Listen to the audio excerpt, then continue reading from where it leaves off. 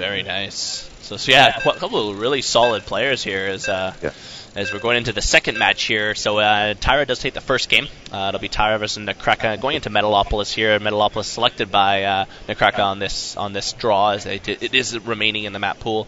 Again, for your pictures there, Tyra is the player on the left and Nakraka the player on the right there, and the bobbing his head in the window there. So we'll see which way they can go because Nakraka is behind on this in the best of 3. So it is single elimination. Going out in the first round does suck quite a bit, but we do have 32 players and we have to get them down to the top.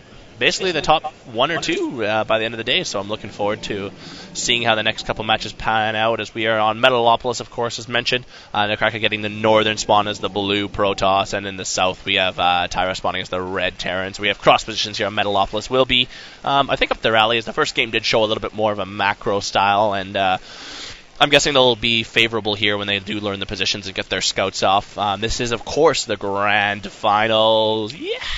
Of the Canadian Cup. Basically all month in November we were holding qualifiers each Saturday in November. Actually, this is the final, the best 32 of the 32 players that are the best of the best here. So we're really happy to be here. We're down at the DNA Internet Cafe in Richmond, British Columbia, and we are joined by obviously our awesome sponsors, which are Sennheiser, Jinx, Coca-Cola, and A-Power. So special thanks to all those guys for helping us put on this tournament. Really awesome to have them with us. This is, of course, Ice Double here all day. This is only the first game we're casting, and I'm joined by Bynum, and we're both from L2SC.net. So, Bynum's got running through the stat spreadsheet. He's got a whole spreadsheet on everybody I'm looking at right now. It's pretty crazy. Yeah, I was just showing that, Zara was saying that, ladder rankings and everything, and I have to agree with him. We have a second seed player that's a 1700 diamond player, and he went 8-0 in his qualifier round, so definitely something that he can brag about right now, because definitely in qualifiers, I mean, it's not like you get the easiest day possible. There's always people there that are really good, and going 8-0, especially against people that I think our lowest ranked player would be like a 1,600 ranked diamond, so, I mean, it's not going to be easy cake business going. No.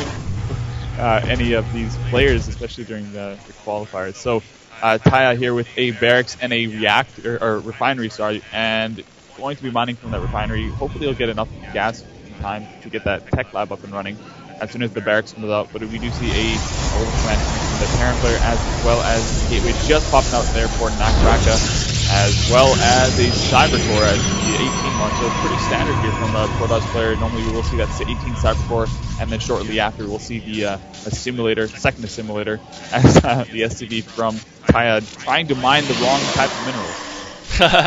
Yeah, if you get that pylon down, I hear it's an extra 1,000 minerals. So that SCV is going to work on that. There's a shield on it first, and then a nice little layer. So that SCV is going to go to work on that pylon. But Nakraka is going to get, obviously, a Zealot out, going to chase that SCV away from the base for the beginning part there.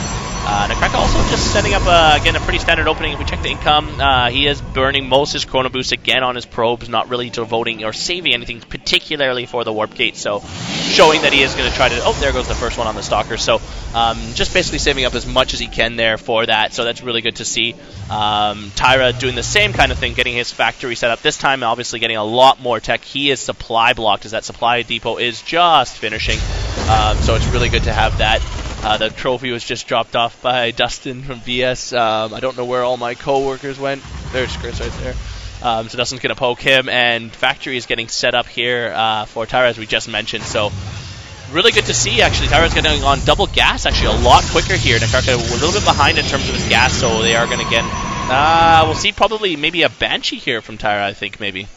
Yeah, as I said, before I said it, I thought we'd see the assimilator really soon, but of course he did go for a very late assimilator, so possibly going to go for a very Zealot-heavy build. As we saw in kind of game 1, we saw mostly Zealots, a couple Stalkers in between a couple Sentries, and one Immortal, and then later switched to Colossi, but at that time he had the double gas, of course, for a long time, so he could support that Colossi production. There we go, we have two more gateways, coming out for Nakraka. We'll be looking to see that 3-gate Robo come down soon for him, as he did in Game 1, I believe, as well as the Terran player, Taya. Oh, look at that, Nakraka actually getting a Twilight Council Ninja Tech in the corner. We'll see possibly some Zealot legs if it means... Oh, wait, what is this coming down? He has a broken position. What is he going to do? Come on, Nakraka. Maybe. Dark Templar Shrine. Dark Templar Shrine? Maybe Cloak Banshees versus Dark Templars. Oh, yes. Yeah. Oh, yeah. Oh, look. Oh, so Tyra does. I don't know if he saw it. Let me just check real quick. Tyra does not see the Twilight Council tech, but does actually open up with a Raven, so will be able to counter those Dark Templars actually pretty handily, as Tyra's doing a 1-on-1 build here. Most likely may switch on to get back onto Banshees after there, so we'll see how it goes. But lots of Marines out for Tyra. He's going to be well defended in the first kind of early part of the game here.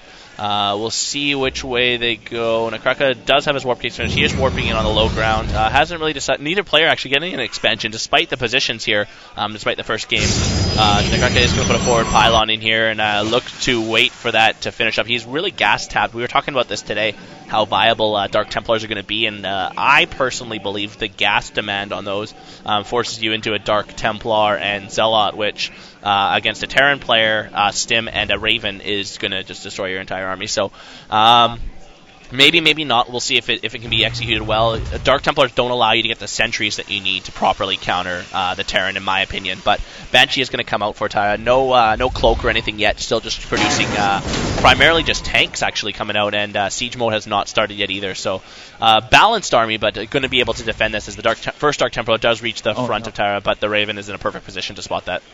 Yeah, it's going to be really tough for that Dark Templar to do anything. It's already a Marine taking the first shot. There we go. Dark Templar doing 0 damage, and all of that money and minerals gone down the drain.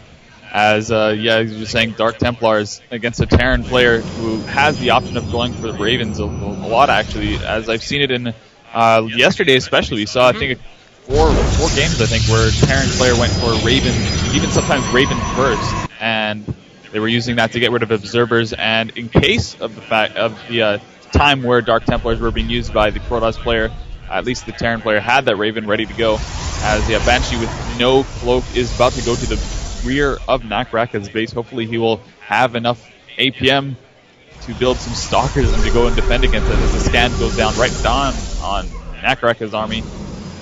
As Banshee's still not doing anything. I think he's waiting for the Nexus to finish so he can try to get it canceled. There's a second Banshee just finished production. I'm not sure where it went specifically. Oh, it is rallied with the army. So it's going to join its other Banshee pal up here as Nakraka's starting to worry about what's specifically going on there. Nakraka is still on the 3 gate. No other production for Nakraka right now. That's one of the things again about this gateway Dark Templar tech. You are limited to gateway units as well, and the Terran player can get onto siege tanks and Ravens and most likely be able to push you back against that because Stim and Marauder are so good. Tyra has neither of those, though. We're not seeing any Stim, no Marauders in this package right now. So he's going to just try to end it with the tanks. Tank siege mode just finishing. No cloak either, so they are going to try to get these guys. A little bit of a sandwich there as the Nakraka is pushing the corner. Going to want to back up. Lake speed is finished, though, so that will give him a huge advantage. The point defense drone, though, is mitigating a lot of the Stalker damage, so those Zealots are going to have to back up as the ball of the Zealots is getting shelled by the tanks.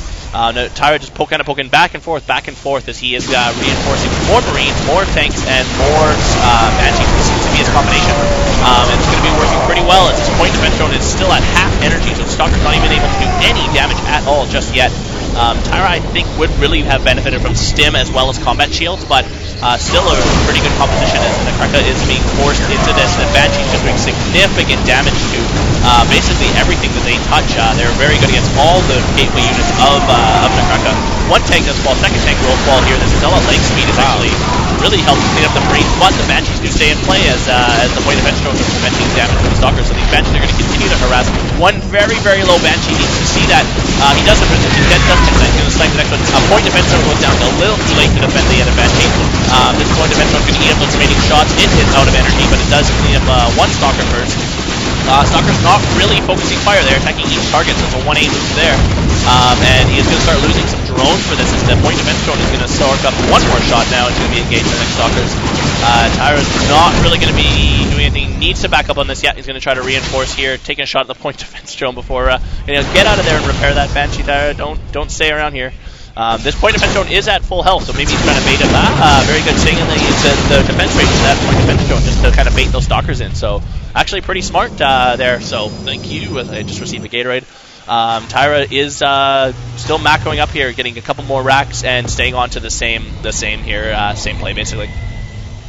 Yeah, I mean, you were saying about, or I don't know, but I kind of got a Gatorade in my hand just a couple seconds ago, so I'm a little bit flustered. But anyways, yeah, Stalkers were there to try and defend against the Banshees, and as you're saying, no target firing. But there we go, some more target firing finally going down on some Banshees. Low health Banshees may actually get taken out if it's not micro properties, but there you go. Banshee makes it out of there quite easily. And the tough part here is Nakraka's in the corner, and he doesn't know what to do right now because at any moment he can just get steamrolled. And it really, I kind of stuck my shoulders and saying, what can he do right now? And that's really limited. I mean, he could go for some warp prism play and hopefully do some backdoor harass on Taya's base and hope that he won't move out and kill off just a little bit more time. But right now, all the probes of Nakraka getting killed off. I think this will be the end of the game unless something crazy comes out of Nakraka right now.